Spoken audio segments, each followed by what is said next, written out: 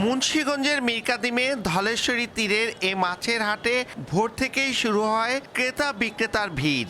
যদিও স্বাস্থ্যবিধির কোনো বালাই নেই,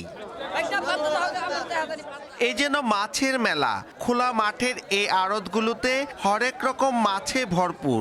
রূপালী ইলিশের পাশাপাশি কই, শিং, রুই, কাতল, চিতল আর বোয়াল ঘিরেও বেচা কেনার ধুম।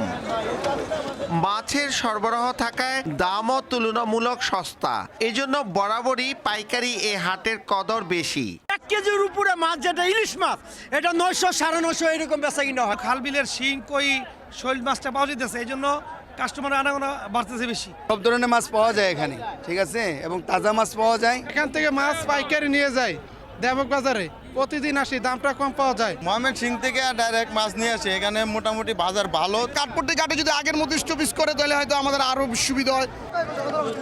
ধলেশ্বরী নাব্য সংকট আর ভাঙাচোরা সরু সড়কটির কারণে শতাব্দী প্রাচীন এ হাটটি এখন রয়েছে বড় চ্যালেঞ্জে। নাব্যতার কারণে লস আসতে পারে না, আর এখানে রাস্তাঘাটের অসুবিধা, রাস্তাঘাট ভাঙ্গা খোলা আকাশের নিচে আমরা বৃষ্টি এলে দৃষ্টি আকর্ষণ করি, সরকার এটার জন্য পদক্ষেপ নেয়। এখানে মাছ আসে প্রায় 15 জেলা থেকে। প্রতিদিন ভোরে 2 থেকে 3 ঘন্টায় এ হাটে বিক্রি হয় প্রায় 1 থেকে 1.5 কোটি টাকার মাছ। এখানকার 40 আড়ত ঘিরে প্রতিদিন প্রায় 3000 মানুষের কর্মসংস্থান।